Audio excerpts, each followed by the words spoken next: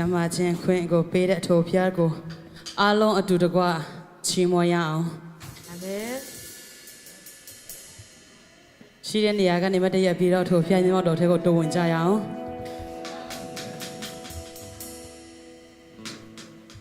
လူငယ်များလွတ်လွတ်လပ်လပ်အရှိကိုလာခဲလို့ရရင်နော်ချီးမွမ်းခြင်းလက်နဲ့ဆိုတဲ့တခြင်းနဲ့ကုံတော်ဖျားကိုချီးမွမ်းကြရအောင်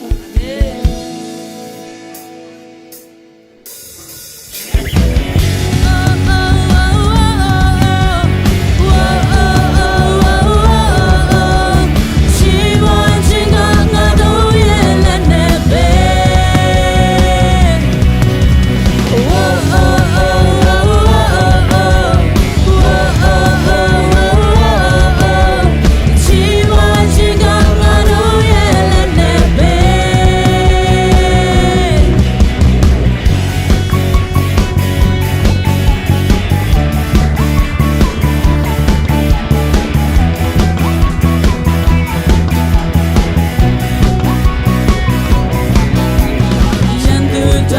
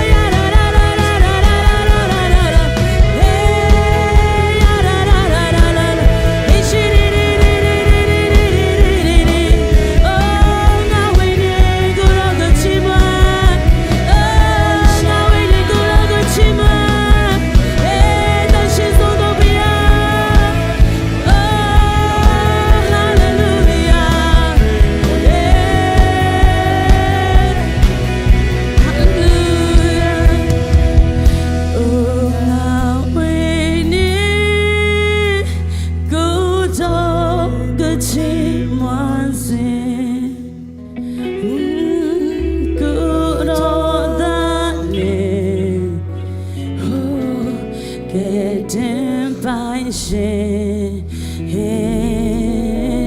Oh, nga winning, getting she achima. Chimye tomu, chimye mupe. Oh, nga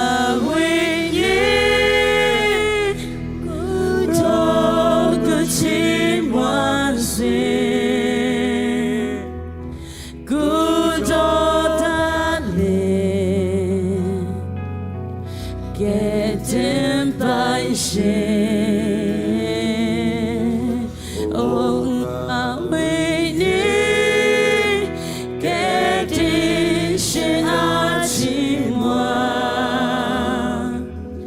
Chimye tomu, chimye mupe. Not to go sit and to make you want to go. Oh,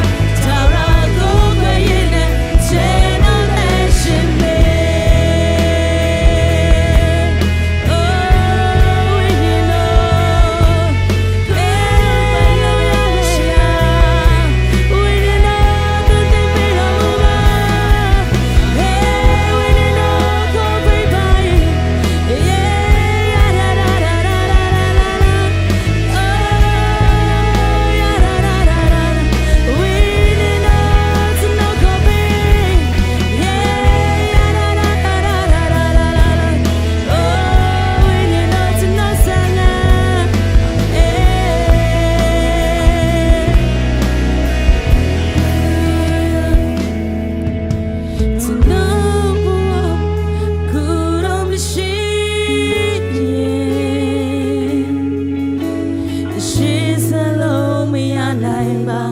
နေရတိုင်းမှာကျွန်တော်ဘဝကိုရောချမ်းသာအသက်ရှင်သူပါသာရကိုခွေနဲ့ကျွန်တော်သက်ရှင်ကျွန်တော်ဘဝမှာကိုရောမရှိ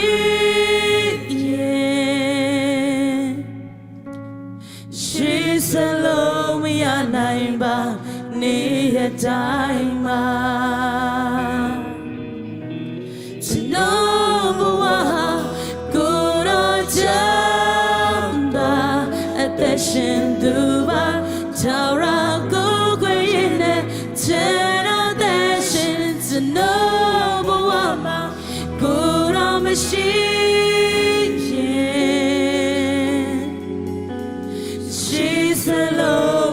နိုင်ပါနေရတိုင်းမှာကျွန်တော်ဘဝကိုယ်တော်ချမ်းသာအသက်ရှင်သူပါသာရကိုခွေနဲ့ကျွန်တော်သက်ရှင်မေ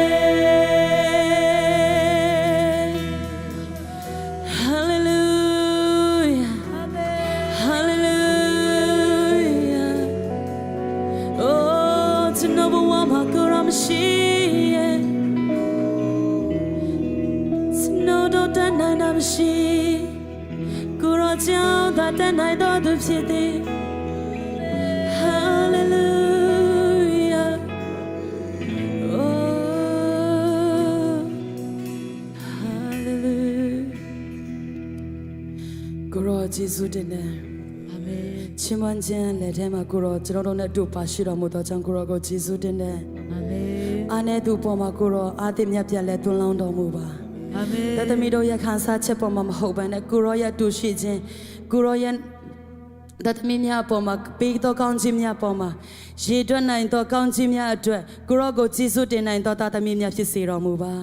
ကြံရှိနေတဲ့တော့အချိန်တိုင်းများမှာလဲကိုရောကျွန်တော်တို့နဲ့အတူပါရှိတော်မူမိကြောင့်တပါးတည်းသောယေရှုနာမကိုမြည်ပြုလဲဆုတောင်းစက္ကန့်အနံပါဖာဖျားသခင်အာမင်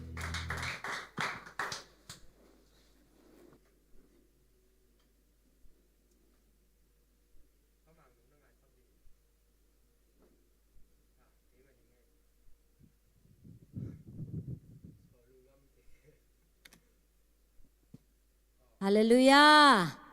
ဒီကနေ့မြန်မာစီစဉ်မှာရောက်ရှိလာကြတဲ့အရောက်စီတိုင်းမျက်မှောက်တော်ထဲမှာဖျက်ခင်တူထစ်ခြင်းကိုအထူးခံစားရမယ်လို့ယုံကြည်တယ်ချင်းမွန်ကိုယ်ွယ်ခြင်းကိုဦးဆောင်သွားတဲ့ worship team ပေါ်မှာဖျက်ရှင်ကောင်းကြီးပေးလက်ကိုယ်ွယ်ကြတဲ့အရောက်စီတိုင်းပေါ်မှာလည်းဖျက်ရှင်အထူးပဲကောင်းကြီးပေးပါစေကျမတို့ဒီကနေ့မှာကျမစိတ်ထဲမှာဘယ်လိုခံစားရလဲဆိုလို့ရှိရင်ဒီကနေ့ဒီမှာရောက်ရှိလာကြတဲ့သူရောက်စီတိုင်းကပေါ့နော်တကယ်ပဲဖျက်ခင်ရွေးကောက်ထားတဲ့လူတွေဖြစ်တယ်ဆိုတာကျမထူပဲခံစားတာဖြစ်တယ်ဖျက်ခင်ကဘာဖြစ်လို့ရွေးချယ်ထားလဲလို့မေးမယ်ပေါ့နော်မိတ်ဆွေတွေကမေးမယ်ကျမကဘာလို့အဲ့လိုပြောလဲဆိုလို့ရှိရင်ဒီကနေ့ဖျက်ခင်ကိုချီးမွမ်းဖို့ရန်အတွက်ဒီကနေ့မိတ်ဆွေကိုဖျက်ခင်ကအထူးပဲရွေးချယ်ထားတာဖြစ်တယ်အာမင်တချို့သောသူတွေကဖျက်ရှိခိုးခြင်းရဲ့တားနဲ့မြန်မာစီစဉ်ကိုလာခြင်းရဲ့တားနဲ့သူတို့ကမလာရောက်နိုင်ဘူးတချို့သောသူတွေကအလုတ်ထဲမှာတော်လကောင်းပေါ့နော်သူတို့ချင်းတွေမျိုးမျိုးကြောင့်မလာရောက်နိုင်ဘူးတိုးတုံညားလဲပဲဒီမှာရှိတဲ့ရောက်စီတိုင်းကပေါ့နော်ဖျက်ခင်ရွေးချယ်ထားလို့ကျမတို့ကဒီကနေ့ဖျက်ခင်ကိုချီးမွမ်းဖို့ရန်တကယ်ပဲဒီမှာရောက်ရှိလာတာဖြစ်တယ်အဲ့ဒီအတွက်ကြောင့်ကျမတို့ဖျက်ခင်ကိုကျေးဇူးတင်တဲ့အနေနဲ့ဖျက်ရှင်ကောင်းမြတ်ပါတဲ့အချိန်တိုင်းမှာဆိုပြီးတော့၃ချိန်ဖျက်ရှင်ကောင်းမြတ်ခြင်းကိုကျေးဇူးတင်တဲ့နဲ့ကျမတို့မွတ်ဆိုရအောင်1 2 3ဖျားရှင်ကောင်းမြတ်ပါတယ်အချိန်တိုင်းမှာဖျားရှင်ကောင်းမြတ်ပါတယ်အချိန်တိုင်းမှာဖျားရှင်ကောင်းမြတ်ပါတယ်အချိန်တိုင်းမှာအာမင်ကျမ်းစာတစ်ပိုက်ဖတ်ချင်ပါတယ်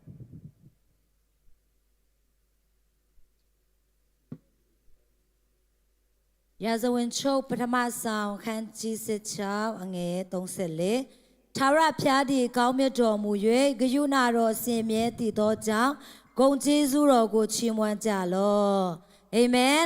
ဒီကနေ့ကျမတို့ကိုးကွယ်တဲ့ဘုရားသခင်ကတကယ်ပဲကောင်းမြတ်တဲ့ဘုရားဖြစ်တယ် အချိန်တိုင်းပေါ်မှာကျမတို့အတွက်အမြဲတမ်းကောင်းမြတ်တဲ့ဖခင်ဖြစ်တဲ့အတွက်ကြောင့်ကျမတို့ကသူ့ကိုနေ့ရက်တိုင်းမှာချီးမွမ်းဖို့ရန်ကျမတို့ဖခင်ကိုချီးမွမ်းဖို့ရန်ကျမတို့ရဲ့ဖခင်ကတကယ်ပဲထိုက်တန်တာဖြစ်တယ်အာမင်ထို့အတွက်ကြောင့်ကျမတို့ချီးမွမ်းခြင်းကပိုးတယ်ဆိုတာမရှိဘူးအခုနတခြင်းထဲမှာဆိုသလိုပဲပေါ့နော်ချီးမွမ်းခြင်းကငါတို့ရဲ့လက်နက်ပဲဆိုတကယ်တော့ကျမတို့ရဲ့အခက်ခဲတွေကျမတို့မတတ်နိုင်တဲ့အရာတွေပြင်လဲကျမတို့ကချီးမွမ်းခြင်းနဲ့အနိုင်ယူဖို့ရန်ဖျက်ခံလို့တော့ရှိတာဖြစ်တယ်အာမင်ထို့အတွက်ကြောင့်ဒီမှာရှိတဲ့အရောက်စီတိုင်းဖျက်ခံကျေးဇူးတော်ကိုတော်လကောင်းပေါ့နော်ဖျက်ခံကိုချီးမွမ်းခြင်းထဲ၌ပို့ပြီးတော့အားကြီးဖို့ရန်ဖျက်ရှင်ကအရောက်စီတိုင်းကိုကောင်းချီးပေးပါစေအာမင်ဒီကနေ့မြန်မာစီစဉ်မှာပထမဦးဆုံးချိန်ရောက်ရှိလာခြင်းဖြစ်တဲ့ဆိုရဲမိတ်ဆွေများရှိတယ်ဆိုရင်ကျေးဇူးပြုရဲ့လက်ထောင်ပေးပါဦးရှိလားအော်ရှိတယ်တယောက်ရှိသေးလားโอเคကျေးဇူးပြုမတည့်ရပေးပါဦးမနော်ဆရာမုံလဲဒီကနေ့ဒေသနာဝေကြားမဲ့ဆရာမုံလဲအသစ်ဆက်ဖြစ်တယ်ပေါ့နော်ဖျားဘယ်လိုပြောမလဲဆိုလို့ရှိရင်ဖျားသားများပေါ်မှာဖျက်ရှင်ဘိတ်သိချင်းအထူးတက်ရောက်ပါစေပေါ့နော်ညီမလေးလည်းကျမတို့ဆုတောင်းပေးအောင်ပေါ့နော်ဖျားသားများပေါ်မှာဖျက်ရှင်ဘိတ်သိချင်းအထူးတက်ရောက်ပါစေတစ်ခေါက်ပဲပြောမယ်ပေါ့နော်ရမလားโอเค1 2 3ဖျားသားများပေါ်မှာဖျားရှင်ရဲ့ဘိတ်သိချင်းအထူးတက်ရောက်ပါစေအာမင်ကျေးဇူးတင်တယ်ဆရာမုံတော်လကောင်းညီမငယ်ပေါ်တော်လကောင်းဖျားရှင်ကောင်းကြည့်ပေးပါစေကျမတို့အခုချိန်မှာဖျားရှင်နိုင်ငံတော်အတွက်ပါဝင်ရမယ့်ချိန်ဖြစ်တဲ့ကျေးဇူးပြု၍စကပ်ပေးဖို့ရမှာနော် call နော်ညီမလေး call နဲ့ကောက်ခံပေးမယ်ညီကိုမောင်ရများကျေးဇူးပြုနေရာယူပေးပါချီးမွမ်းကိုးကွယ်ခြင်း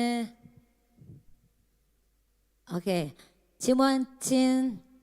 ဖျက်ခင်ကုန်တော်ကိုချီးမွမ်းဖို့ရန်ခိုင်ပြီးတော်လကောင်းပေါ့နော်ပါဝင်ကြမဲ့ရောက်စီတိုင်းကျွန်မဖိတ်ခေါ်ချင်ပါတယ်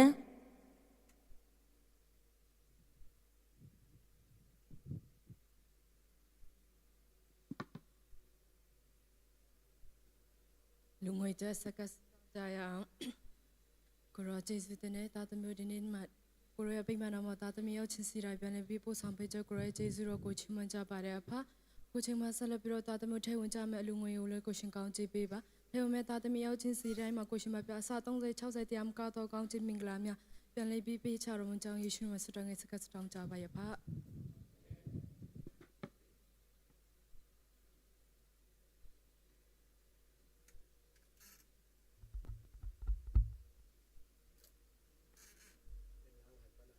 Hello ကိုရိုတာဆိုတဲ့တခြင်းနဲ့ဂုဏ်တော်ချီးမွမ်းချင်ပါတယ်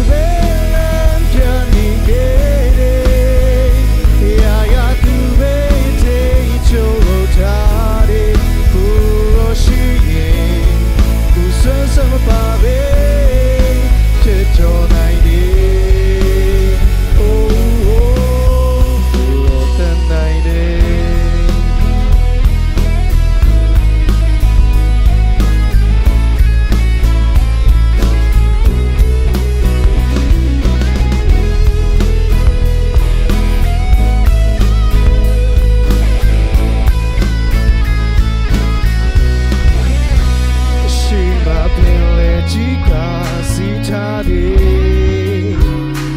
now my faro min si tachine blue lonely be tu kemle di toka rete ya ya pishin pe nai de pya ya ya lo myao si de pya Kuroshima di toka de le ma pyo pa lao ba bu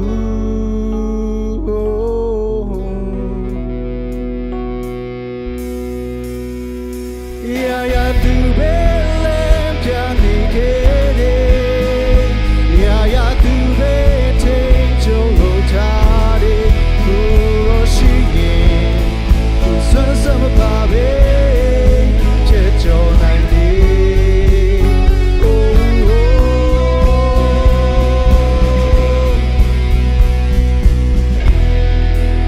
Jana တို့ရောက်ဆိုရင်ဖျားရှင်ကောင်းချီးပေးပါစေ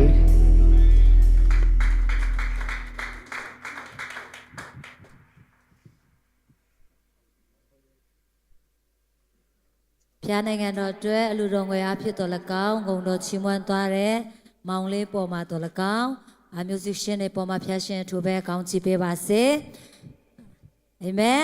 ကျမတို့မြန်မာစီစီမှာဆိုလို့ရှိရင်ပေါ့နော်ဖျားခင်ဂုဏ်တော်ချီးမွမ်းဖို့ရန်ပါဝင်ခြင်းတဲ့သူတွေအပတ်တိုင်းမှာကျမတို့ကြိုဆိုတာဖြစ်တယ်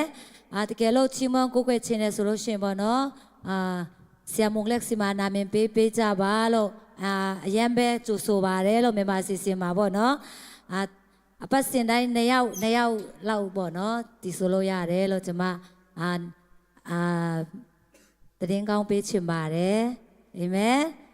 အခုချိန်မှာကျွန်မတို့ဖျားခင်နှုတ်ပတ်တော်ကိုကြားနာရမယ့်အချိန်ဖြစ်တယ်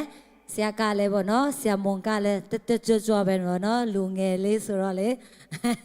လူငယ်လေးဒါဝေးလို့တက်ကြွလေးပေါ့နော်ဆရာမွန်ဟာဆိုလို့ရှိရင်ကျမတို့ကြည့်တယ်ဆိုလို့ရှိရင်ကျမတို့တကယ်ပဲ तू မပြောခင်ကတည်းကလွတ်လပ်တယ်ဘာဖြစ်လို့လဲဆိုလို့ရှိရင် तू မျက်နာကပြုံးလေးဆိုတော့လေနော်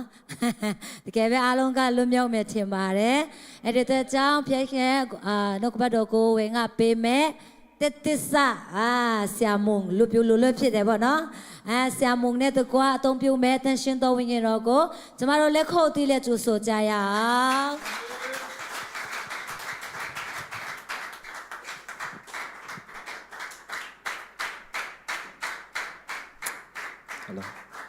ကျေးဇူးတင်တယ်ကျေးဇူးတင်တယ်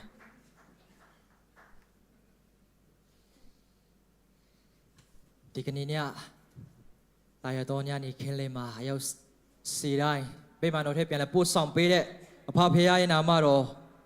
ကဘာစစ်ဘုံကြီးချင်းရှိပါစေဒီကနေ့ဟာကျွန်တော်တို့အတွက်နှစ်ထူးဖြစ်တယ်အာမင်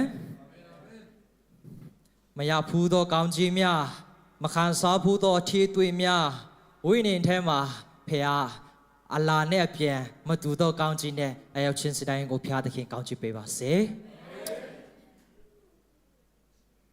အရင်ဆုံးကျွန်တော်ဆုမတောင်းခင်ကျမ်းစာမှာဖတ်ခင်လေးမှာကျေးဇူးတင်စကားပြောချင်တယ်ပေါ့နော်ဘာလဲဆိုတော့မမျော်လင့်ဘဲနဲ့အခွင့်ကောင်းရခဲ့တယ်ဟုတ်နော်ဒီလူမျိုးအရာဆေခါမှာတခါတောင်မှရဖို့ခဲ့တယ်ပေါ့နော်ဆိုတော့မနေ့ညဆရာmessage ပို့တဲ့အခါမှာကျွန်တော်ကထင်တာပေါ့နော်လူငွေစက်ကမလားဒါမှမဟုတ်ဒီမှာပေါ့နော်လုံနေကြတိုင်းတရားဟောမဟုတ်တဲ့ MC ပဲလုံးမလားပေါ့ထင်တာပေါ့ဒါပေမဲ့ဆရာကျွန်တော်ထင်တာထက်ပေါ့နော်ဖះကိုချစ်တဲ့အနေနဲ့ကျွန်တော်ကိုလည်းချစ်တဲ့အတွက်ကြောင့်ဖះဆရာကျွန်တော်ရဲ့တင်းဟုတ်ဆရာအဖတင်းဟုတ်ဆရာတရားဟောနိုင်မလားအဲ့ဒါဆရာရဲ့ message ရောက်တော့ကျွန်တော်ချစ်ချင်းကိုမဖွင့်ရဲဘူးနှုတ်တရားနေပဲကြည့်တယ်ပေါ့နော်နှုတ်တရားနေပဲကြည့်တယ်အထက်ကိုသွားပြီးမှစင်းပြီးမှမကြည့်ရဲဘူးရင်ခုန်လွှဲတာပေါ့နော်ရင်ခုန်တန်တွေကအရန်ကိုမြန်လာတယ်သူမရဲ့ message လို့ပါအဲ့လိုနဲ့အဲ့ဒီချိန်မှာ ဆရာအများအားပြောနေကြစကားတစ်ခုကျွန်တော်ရဲ့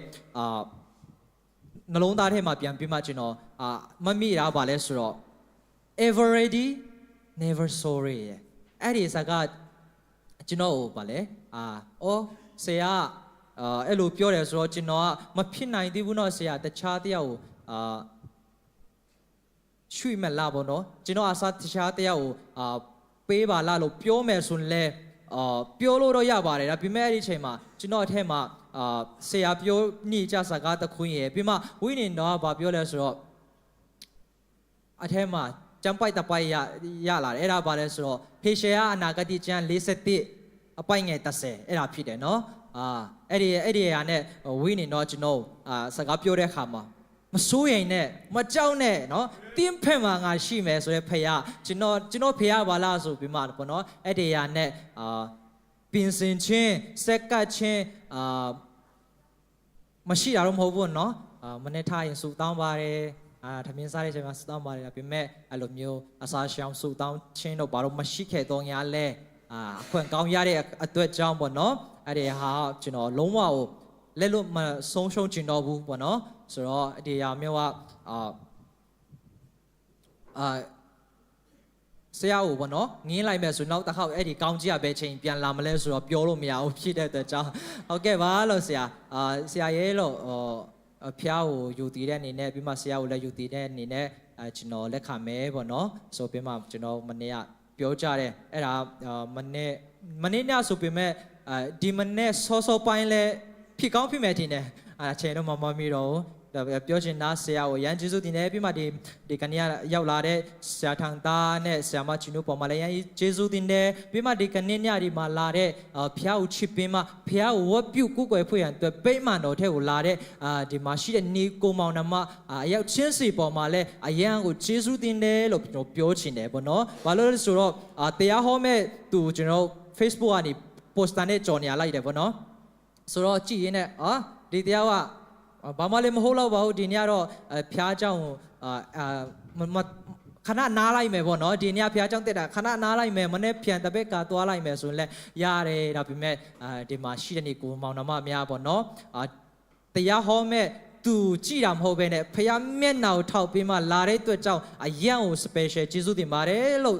ရောက်ချင်းစီတိုင်းပေါ်ကျေးဇူးတင်စကားပြောချင်ပါတယ်ဖျားတင်ကောင်းချီးပေးပါစေဟုတ်ပြီဆိုတော့ဒီကနေ့ညကျွန်တော်ဆွေးနွေးသွားမယ်နှုတ်ကပတ်တော်ရှင်မာသေခရစ်ဝင်ကျမ်းကျေးဇူးပြုရဲ့မီဒီယာတင်များကိုနေပေးပါရန်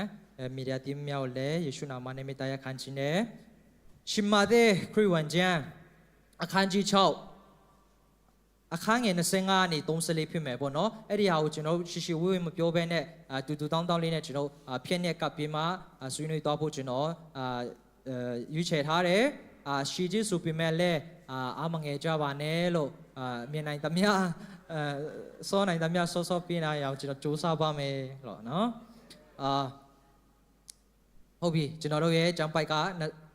ရှင်မာသေခရစ်ဝင်ကျမ်းခန်းကြီး6ငယ်25နေ34ဖြစ်မယ်အဲ့ဒီမတိုင်ခင်လေးမှာပေါ့နော်ကျွန်တော်နည်းနည်းရှာရှိချင်တာပြောရမလားအခွင့်ကောင်းယူချင်တဲ့အရာတစ်ခုကဘာလဲဆိုတော့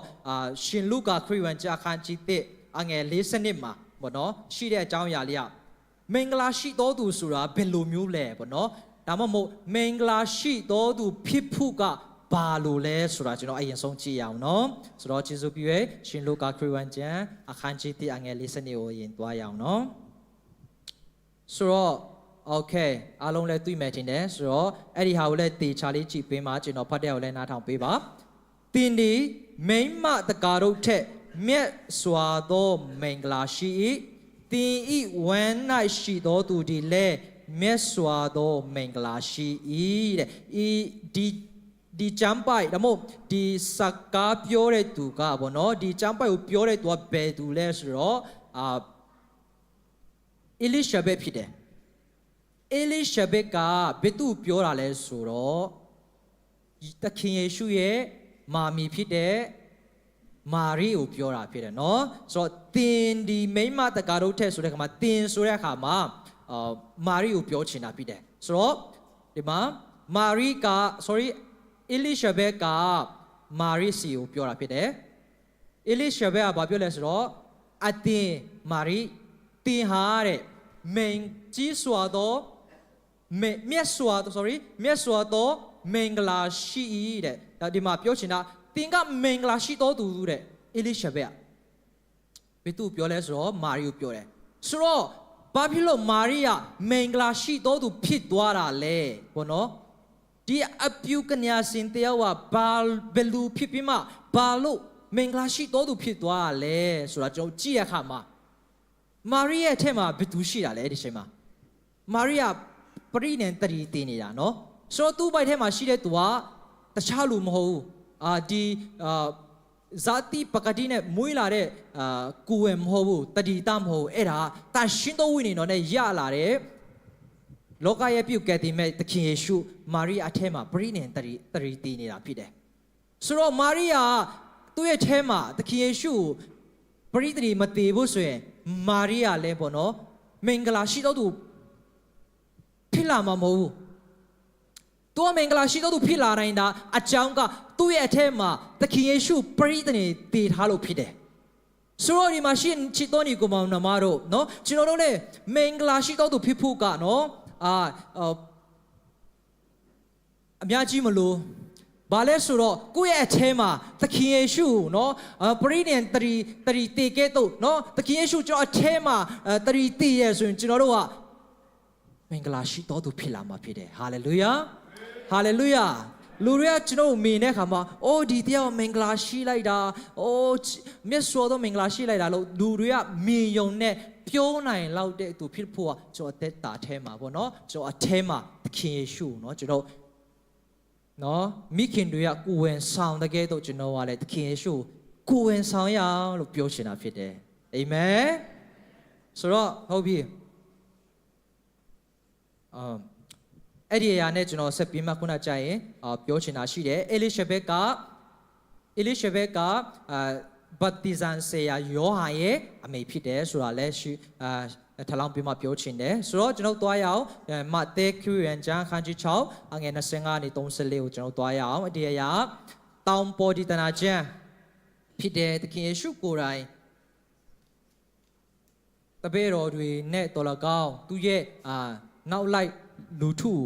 သခင်ယေရှုဟာဒီတနာပေးတဲ့ကျမ်းဖြစ်တယ်ဆိုတော့သခင်ယေရှုကိုယ်တိုင်တွင်တင်ပေးခဲ့တဲ့အရာ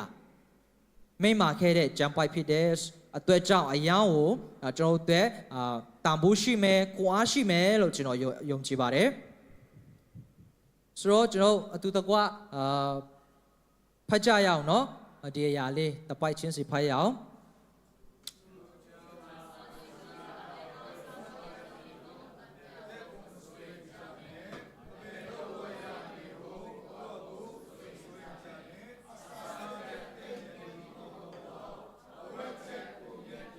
โอเค25ကိုအရင်ဖတ်ရအောင်เนาะဆိုတော့ကျွန်တော်ဒီဖတ်သွားတဲ့အပေါ်မှာကျွန်တော်ဘာကိုတွေ့ရလဲဆိုတော့မစိုးရင်နဲ့ဆိုတော့ကျွန်တော်တွေ့ရတယ်မလားဆိုတော့ကျွန်တော်ဒီနေ့ကျွန်တော်ပေးချင်တဲ့ခေါင်းစဉ်ဟာဒီနေ့ကျွန်တော်ဆွေးနွေးမယ့်ခေါင်းစဉ်ဟာစိုးရင်မှုကင်းသောအသက်ရှင်ခြင်း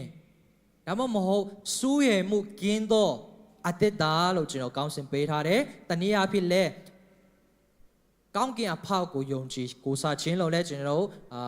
အမှတ်ထားလို့ရမယ်ဆိုတော့ကောင်းစရာပါလဲဆိုတော့စိုးရင်မှုကင်းသောအသက်ရှင်ခြင်းဒါမှမဟုတ်စိုးရင်မှုကင်းသောအသက်တာဆိုတဲ့အသက်တာနဲ့ကျွန်တော်ကိုအားယူဖို့ရန်အတွက်ရောက်ချင်းစီတိုင်းကိုဖိတ်ခေါ်ခြင်းနဲ့ဆိုတော့ကျွန်တော်ဖတ်သွားတဲ့အထက်မှာကျွန်တော်တွေ့ရတဲ့အရာကသခင်ယေရှုကမိန့်မာထားတယ်နော်နောက်လိုက်တော်တွေတပည့်တော်တွေကိုသခင်ယေရှုကမိန့်မာထားတယ်သခင်ယေရှုမိန့်မာထားတယ်ဆိုတာကနော်သူကြောင့်ငါဆိုတွေကငါဆိုတာသခင်ယေရှုကပြောတယ်အဘယ်တော့စားရမည်ကိုမိဟုအသက်အဘယ်တော့စားရမည်ဟုအသက်အဖို့မစိုးရင်ကြားနေတယ်နော်ဆိုတော့ကျွန်တော်လူအနေနဲ့လူအသက်ကျွန်တော်တက်တာမှာနေ့စဉ်ကြုံတွေ့ရတဲ့အရာနော်အခက်အခဲဒါမှမဟုတ်စိုးရင်တဲ့အရာရှိတယ်ကျွန်တော်ဒီများသောအဖြစ်မြန်မာလူမျိုးတွေရဲ့context မြန်မာလူမျိုးတွေရဲ့ဘယ်လိုပြောမြန်မာလူမျိုးတွေရဲ့နေထိုင်ပုံ မှာကျွန်တော်ကြည့်မယ်ဆိုရင်ဘာကိုတွေ့ရလဲဆိုတော့ကျွန်တော်ကဘာကိုဦးစားပေးလဲဆိုတော့မြန်မာတွေကစားဝဲနေရေကိုအရင်ဦးစားပေးကြတဲ့လူမျိုးဖြစ်တယ်မြန်မာလူမျိုးကနော်ဒါပေမဲ့ကျွန်တော်ချင်းတွေဒါမှမဟုတ်တဲ့ဒီတွေကနော်ဘာကိုဦးစားပေးလဲဆိုတော့ပြောင်းပြန်နေဝဲစားရေနော်ဖြစ်တယ်ဆိုတော့အဲ့ဒီຢာနဲ့ပတ်သက်ပြီးမှကျွန်တော်နေ့စဉ်လိုအပ်တဲ့ຢာလေးဖြစ်တယ်ဒီຢာတွေကိုမရှာနေလို့လဲသခင်ယေရှုကမပြောပါဘူးเนาะဒါပေမဲ့ဒီအရာတွေအတွက်သခင်ယေရှုကကျွန်တော်ရဲ့စိုးရိမ်မှုသူသိနေတယ်เนาะသူသိနေတဲ့ခါကျတော့ဒီအရာတွေအတွက်မစိုးရိမ်ဖို့အတွက်သခင်ယေရှုကကျွန်တော်ရဲ့ daily life เนาะနေ့စဉ်အသက်တာကိုသခင်ယေရှုကမစိုးရိမ်ဖို့မကြောက်ဖို့အတွက်ပထမဆုံးသခင်ယေရှုရဲ့မိခွန်းကဘာလဲဆိုတော့မကြောက်နဲ့မစိုးရိမ်နဲ့တဲ့เนาะဆိုတော့ကျွန်တော်ဒီကျမ်းစာကိုတောက်လုံးကြည့်တဲ့အခါမှာဘာကိုတွေ့ရလဲဆိုတော့မကြောက်နဲ့ဒါမှမဟုတ်မစိုးရိမ်နဲ့ဆိုတဲ့စကားလုံးကိုဘယ်နှကြိမ်တွေ့ရလဲဆိုတော့365အကြိမ်တွေ့ရတာဖြစ်တယ်ဆိုတော့365ဆိုတာကတနေ့မှာရက်ပေါင်းက365ရက်ရှိတာဖြစ်တယ်ဆိုတော့တချို့ကပြောမယ်တခါတလေ366ရှိတယ်လေတဲ့ဟုတ်ပါတယ်သခင်ယေရှုရဲ့စာကလုံးတလုံးကနော်ကျွန်တော်ရဲ့တရက်တာအသက်တာအတွက်လုံလောက်တယ်ဆိုရင်အဲ့ဒီ366တရက်တာအတွက်ဖျားသခင်ကစသူပြီးမှကောင်းချီးပေးနိုင်တာဖြစ်တယ်အဲ့ဒီတော့ဘာမှကျွန်တော်တို့စိတ်ပူစရာမရှိဘူးဆိုတော့အဲ့ဒီ365မစိုးရိမ်နဲ့ကျမ်းစာထဲမှာရေးထားတဲ့မစိုးရိမ်နဲ့မကြောက်နဲ့ဆိုတဲ့စကားလုံးတလုံးချင်းစီ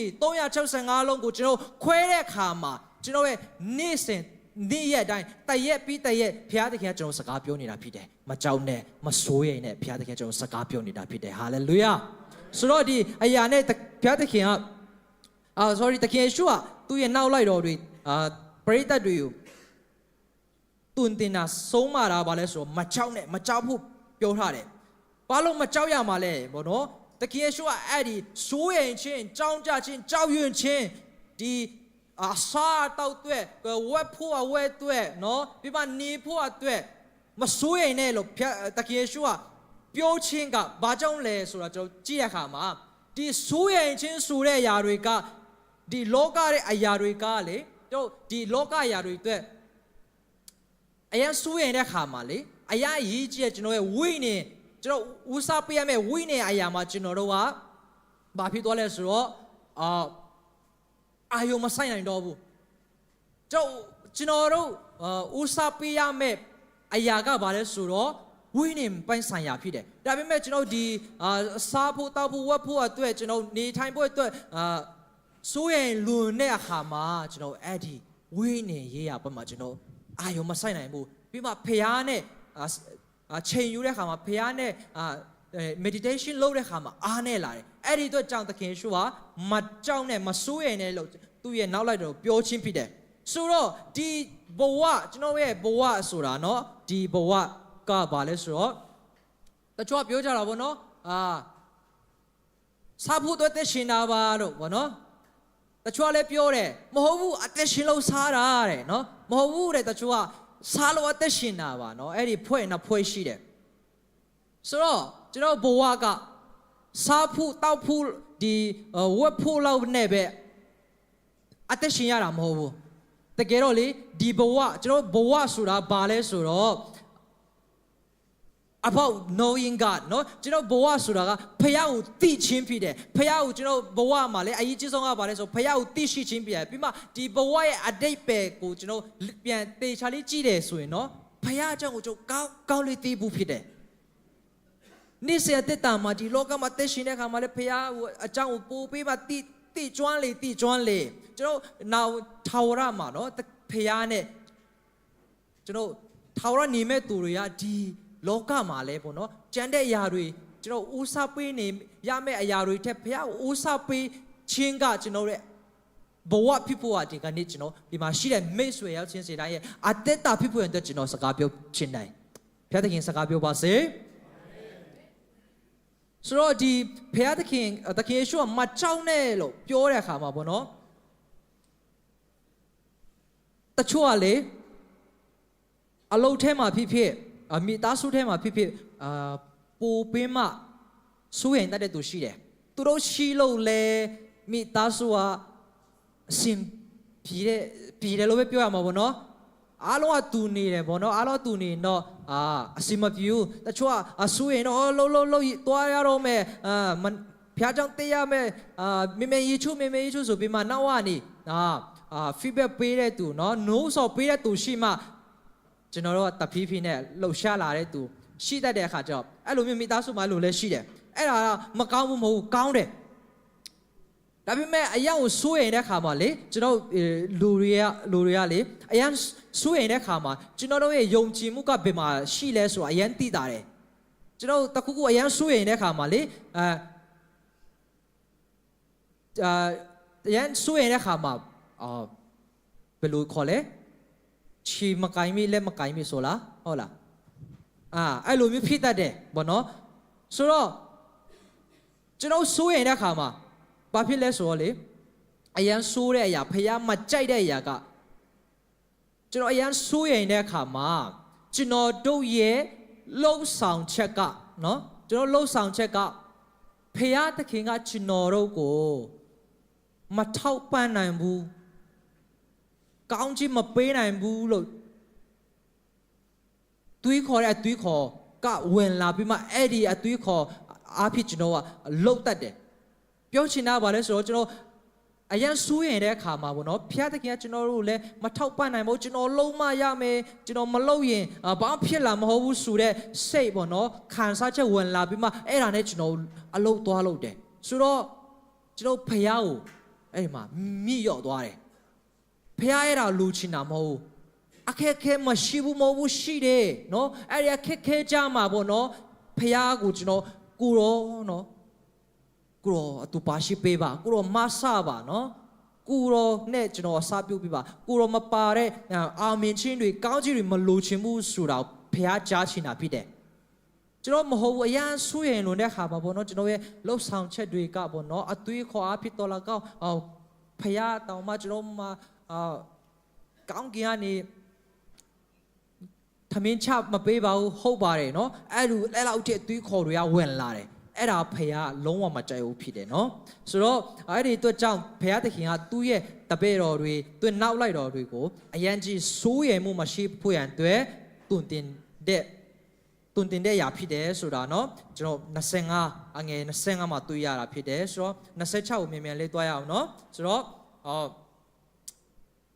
26သူတော့ဖះမိုးကောင်းကင်၌ကျင်လေသောငှက်များကိုကြည့်ရှုစင်ချင်ကြလောထူငှက်တုတ်ဒီမျိုးစေ့ကိုမဆိုင်မကျဲစပါးကိုမရိတ်ကြည်၌မဆုသွင်းတုတ်တော်လဲကောင်းကင်ဘုံ၌ရှိတော်မူသောတင်တော်အဖာသည်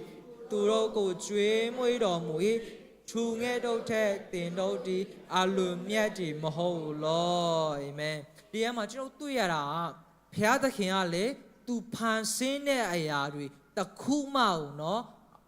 လစ်လူရှုမထားဘူးကျွန်တော်ဖခင်သခင်ကဖန်ဆင်းရှင်ဖြစ်တယ်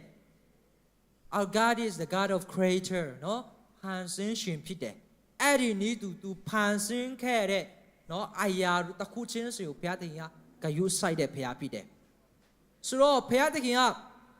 ပြောတယ်တကယ်ရှော့ပြောတယ်ဒီမှာသူ့ရဲ့နောက်လိုက်တော်တွေနော်ကောင်းကင်မှာပြန်တဲ့ငှက်တွေကိုကြည့်ပါနော်သူတို့ကနော်စပါးလည်းမဆိုင်ဘူးလဲလည်းမထုံပါဘူးနော်သူတို့မှကိုယ်မှဆွဲပြီးမှလဲထုံတာလည်းမရှိဘူးတဲ့ဒါပေမဲ့ငှက်ကိုကျွန်တော်ကြည့်တဲ့ခါမှာငှက်တွေဘာတွေကျွန်တော်အိမ်ရှိကိုလာတာတော့ပြီးမှလမ်းမှာကျွန်တော်တွေ့ရင်သူတို့ကအစာကောက်တဲ့သူတို့ကငင်မနေဘူးမလားသူတို့မိကြီးကိုခြေချလိုက်ပြီဆိုတော့တကုတ်ကုတ်နဲ့သူတို့လုံနေတယ်နော်အဲ့လိုပဲကျွန်တော်ဒီမှာပြောချင်တဲ့ຢာဘာမှမစူးရင်ပဲနဲ့ဒီတိုင်းနေမယ်เนาะအဲ့ຢာပေါ်မှာပဲနေမယ်ဆိုတဲ့ຢာကပြင်းအချင်းဖြစ်တယ်ဖះအဲ့ဒါလဲမလို့ချင်းပြန်ဘူးเนาะဆိုတော့ငှက်တွေကသူတို့ငှက်တွေကလေသူတို့စူးရင်လွန်းလို့ငါဒီနေ့တော့အစာသွားရှာမယ်ဆိုတဲ့အရာမျိုးမဟုတ်ပဲနဲ့ပေါ့เนาะသူတို့သွားတယ်ကျွန်တော်သူတို့ကလေအစာမရမှလည်းမဆိုးရင်ဘူးကျွန်တော်မိသားစုငှက်မိသားစုကနော်လဲမထွင်ကျွန်တော်ဒီနေ့တော့အသက်မရှိနိုင်ဘူးဆိုပြသူတို့စီးဝေးလည်းမလုပ်ဘူး အဲ့ဒီအတွက်ဖះပြင်ဆင်ပေးထားတယ်ပြင်ဆင်ပေးတဲ့အရာပေါ်မှာသူတို့ကနေ့စဉ်လုပ်မဲ့အရာကိုသူတို့ကပုံမှန်လုပ်တယ်သူတို့အပြင်သွားတယ်အပြင်ထွက်တယ်အစာရှာတယ်ဖះချပေးတယ်အဲ့ဒါနဲ့သူတို့အသက်ရှင်တယ်အဲ့လိုပဲတဲ့ဖះနော်ငှက်တွေတောင်မှဘာမှစိုက်တာမရှိဘူးပြီးမှသူတူထားတဲ့အရာလည်းမရှိပါဘူးတဲ့ငှက်တကောင်တောင်မှဖះသခင်ကလေအခွင့်မရှိဘဲနဲ့မြေကြီးပေါ်မှာမကြခိုင်းဘူးနော်ပိုက်စာလို့ငှက်တကောင်ကိုနော်မပုတ်စီခိုင်းဘူးတဲ့အင်္ဂလိပ်မှာပါနော်အင်္ဂလိပ်ကျမ်းမှာဆိုတော့သခင်ယေရှုကပြောတယ်အဲ့ဒီငှက်တွေထဲတင်တော့အလိုမြက်ဒီမဟုတ်လို့တဲ့တင်တော့ကျွန်တော်တို့ကပူပြီးမှတန်ဖို့ရှိတယ်မဟုတ်ဘူးလားဆိုပြီးမှသခင်ယေရှုကသူ့ရဲ့နောက်လိုက်တွေကိုစကားပြောတာဖြစ်တယ်မိခုမေးတယ်ဒီအူကြည့်ချအဖြစ်ကျွန်တော်ဘာလို့တတိယလဲဆိုတော့ဖះသခင်ကသူဖန်ဆင်းတဲ့အရာတွေနော်ငှက်ကဖန်ဆင်းခံဖြစ်တယ်သူကငှက်ကဖန်ဆင်းခံကျွန်တော်တို့လူသားတွေကြတော့ငှက်နဲ့ဘာမတူဘူးလဲနော်ဘာကွာခြားလဲဆိုတော့ကျွန်တော်တို့ကကောင်းကင်မှာအဖရှိတာဖြစ်တယ်ကျွန်တော်တို့ကကောင်းကင်နဲ့မြေကြီးဖန်ဆင်းတဲ့ဖះသခင်ရဲ့သားသမီးတွေဖြစ်တယ်ဟာလေလုယာဆိုတော့ကျွန်တော်တို့ရဲ့စိုးရိမ်စရာဘာမှမရှိဘူးဟာလေလုယာအဲ့လိုပဲဖះသခင်ကငှက်တွေတောင်နော်ဒါမှမဟုတ်ပန်းတွေတောင်မှဂယုဆိုင်တယ်ဆိုရင်ကျွန်တော်တို့ပို့ပြီးမှဂယုဆိုင်မယ်ဘာလို့ဆိုတော့ကျွန်တော်တို့ကသူ့ရဲ့သားသမီးတွေဖြစ်လို့ဖြစ်တယ်ဟာလေလုယာဆိုတော့ကျွန်တော်ခတ်တော်လေးသွားမယ်26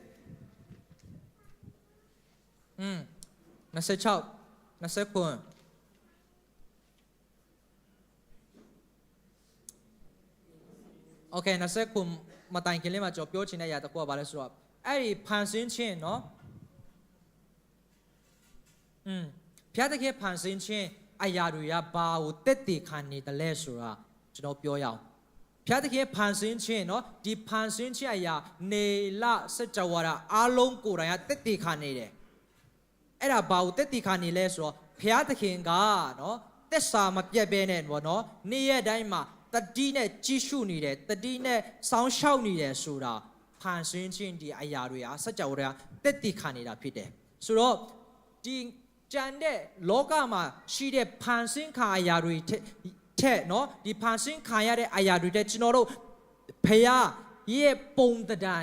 နဲ့အနိဖန်ဆင်းထားတဲ့ကျွန်တော်လူတွေကအဲ့ဒီအရာတွေထက်တာ၍တန်ဖို့ရှိတဲ့အရာသူတွေဖြစ်တယ်ဆိုတော့ကျွန်တော်တို့ရဲ့ဖြစ်တည်ခြင်းကိုထပ်လောင်းပြမှပြောချင်တာဖြစ်တယ်ဆိုတော့ကျွန်တော်ဖခင်ကဂျဟောဗာရှလုံဖြစ်တယ်เนาะတတိနဲ့ကြည့်ရှုတယ်ပြီးမှထောက်ပံ့ပေးတယ်เนาะတတိနဲ့ကြည့်ရှုတယ်နေ့ရက်တိုင်းမှာတတိနဲ့ကြည့်ရှုနေတာဖခင်သူကကြည့်ရှုရုံပဲမဟုတ်ဘဲနဲ့ဘာလို့လဲဆိုတော့ထောက်ပံ့ပေးတယ်เนาะအဲ့ဒါဂျဟောဗာရှလုံရဲ့sorry ဂျဟောဗာဂျိုင်ရာရဲ့အဓိပ္ပာယ်ဖြစ်တယ်เนาะဆိုတော့ကျွန်တော်29ကိုသွားရအောင်เนาะဆိုတော့29ကိုကျွန်တော်ဖတ်တဲ့အခါမှာเนาะအဘယ်သူဒီစိုးရိမ်ခြင်းအဖြစ်မိမိအသက်တာကိုခမ်းမြတူပွားစီနိုင်တဲ့နည်းโอเคဆိုမှဒီမှာတတောင်ခမ်းမြတယ်เนาะတတောင်ဆိုတော့โอเคဒီရဖြစ်တယ်เนาะတတောင်ဟုတ်လားအေးဒီမှာတချို့ကျမ်းတွေမှာဆိုတော့တနာရီတယ်เนาะသူကတနာရီဒီစိုးရိမ်လွန်းလို့เนาะတေခါနေလူတွေက accident တယ်เนาะလမ်းမှာမတော်တဆရင်တိုင်းမှုဖြစ်တဲ့ accident လဲနေတယ်သူတွေထွက်နေတယ်အဲ့ဒီသူကအိုးအိမ်မှာကျွန်တော်ဒီမနေ့ချက်ထားတဲ့ငါပြီးဟင်း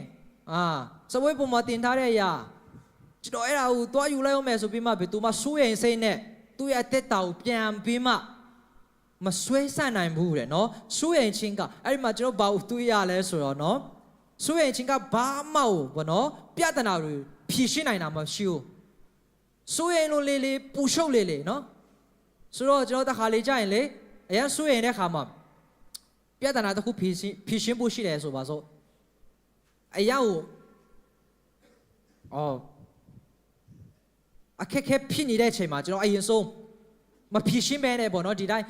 စိုးရိမ်လို့နဲ့စိတ်နဲ့ဖြေရှင်းတဲ့ခါမှာအမားများတတ်တယ်ဆိုတော့အရင်ဆုံးဘာလို့ရမလဲဆိုတော့ကျွန်တော်အရင်ဆုံးစိတ်ငယ်လေးနဲ့နေဖို့နော်အရင်ဆုံးစိတ်ကိုငယ်အောင်ထားပြီးမှအဲ့ဒီမှာပြဿနာကိုပြန်ပြီးမှဖြေရှင်းတဲ့ခါမှာကျွန်တော်အမှန်ဆုံးနော် အဖြူရရှိနိုင်မှာဖြစ်တယ်နော်တရားမှာတရားအမှန်မဟုတ်ရင်တောင်မှပို့ပြီးမှအမားနဲ့တဲ့အဖြူကျွန်တော်တွေးနိုင်မှာဖြစ်တယ်ဆိုတော့ဒီစိုးရိမ်ခြင်းကလေကျွန်တော်တို့ရဲ့အထက်မှာရှိတဲ့ငြိမ်သက်ခြင်းကိုခူးနေတာဖြစ်တယ်စိုးရိမ်ခြင်းကကျွန်တော်တို့အထက်မှာရှိတဲ့ peace ငြိမ်သက်ခြင်းကိုခိုးတာဖြစ်တယ်နော်ဆိုတော့အဲ့ဒီအတွက်ကြောင့်သခင်ယေရှုကသူ့ရဲ့နောက်လိုက်တော်တွေကိုနော်မစိုးရိမ်နဲ့ခင်ဗျားတို့ရဲ့ထဲမှာရှိတဲ့ငြိမ်သက်ခြင်းကိုနော်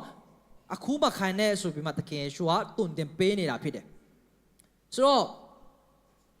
ကျွန်တော်တို့ကဘာလဲဆိုတော့လေအရန်စိုးရိမ်ခြင်းအရန်လဲစိုးရိမ်ခြင်းကြတယ်ပေါ့နော်ဆိုတော့မတိချာတဲ့မနေ့ဖြန်အတွက်ကျွန်တော်တို့ကစိုးရိမ်ပူပန်နေခြင်းကြတယ်နော်ကျွန်တော်တို့ရဲ့ဒီနေ့မှာရှိတဲ့ယနေ့ရဲ့ခွားတွေကိုအလကားအနေနဲ့ဖြူးသိနေတာတဲ့တူတယ်တဲ့နော်ဆိုတော့မရောက်သေးတဲ့မနေ့ပြန်နော်မတိချာတဲ့မနေ့ပြန်တော့အရန်ဆိုးရင်လွန်းတာကဒီကနေ့မှာရှိတဲ့ကျွန်တော်တို့ရဲ့ energy နော်ခွန်အားတွေကိုအလကားနဲ့ဖြူးသိနေတာတဲ့တူတယ်တဲ့ဆိုပြီးမှစာရေးဆရာတယောက်ကရေးထားတာကိုကျွန်တော်တွေ့ရတယ်ဆိုတော့ကျွန်တော်ဒီဆိုးရင်ချင်းကိုကြည့်မယ်ဆိုရင်ဒီစိုးရိမ်ခြင်းကကျွန်တော်တို့ကိုနော်ဘာမှအကျိုးမပေးဘူးနော်သူပေးတာဆိုလို့ဘာလဲဆိုတော့ကျွန်တော်ရဲ့ခန္ဓာကိုယ်တော့မဟုတ်ဒီလိုနော်တဖြည်းဖြည်းနဲ့လုံးပါသွားစေတယ်နော်လုံးပါဆိုတာတဖြည်းဖြည်းနဲ့အားနဲ့ဂုတ်သွေးဆုပ်တယ်လို့ပေါ့နော်တဖြည်းဖြည်းနဲ့လိုနော်အားနဲ့ခိုင်းပေးမှနောက်ဆုံးတော့ကျွန်တော်တို့ကိုအရှုံးတမဒါမှမဟုတ်တည်တဲ့လောက်ထိသူကဝမ်းနေခြင်းကကျွန်တော်ဆွဲခေါ်သွားတယ်ဒါပေမဲ့ကျွန်တော်ယုံကြည်ခြင်းရှိတဲ့အခါမှာယုံကြည်ခြင်းကဘာကိုပေးလဲဆိုတော့ကျွန်တော်ရှင်သန်ရှိတယ်နော်ယုံကြည်ခြင်းကကျွန်တော်ကို sustain လုပ်ပေးတယ်ရှင်သန်စေတယ်နော်ဆိုတော့ကျွန်တော်စိုးရိမ်တဲ့အခါမှာလေအလကားအနေနဲ့စိုးရိမ်ခြင်းရှိတဲ့အခါမှာညလဲအိတ်လို့မပြောဟုတ်တယ်မလားညအိတ်လို့မပြောညအိတ်လို့လည်းမပြောတော့ဘာဖြစ်လဲဆိုမှနဲ့ခေါင်းတွေကိုက်လာတယ်နော်ခေါင်းတွေကိုက်လာတော့သွေးတို့ယောဂသွေးကြယောဂတို့နော်ယောဂမျိုးဖြစ်လာတယ်ဆိုတော့သခင်ယေရှုကအဲ့ဒီတော့ကြောင့်နော်ကျမ်းမာရေး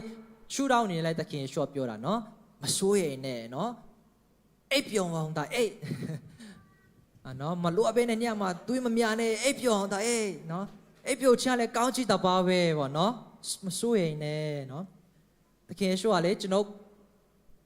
ဒိုင်ခံပြီးမှပြင်ပန်းနေမှာလဲပေါ့နော်စိုးရိမ်နေမှာလဲသခင်ယေရှုမလို့နော်သူကဝင်လေ၍ပြင်ပန်းတော့သူပေါင်းတို့ငှထန်တော့လာကြလောနော်သခင်ယေရှုထားမှာကျွန်တော်ရဲ့ဝန်တွေပြဿနာတွေကိုသခင်ယေရှုရှင်မှာဒူးထောက်ပေးမှာနော်ဝင်ချဖို့သခင်ယေရှုကလိုချင်တာဖြစ်တယ်ဆိုတော့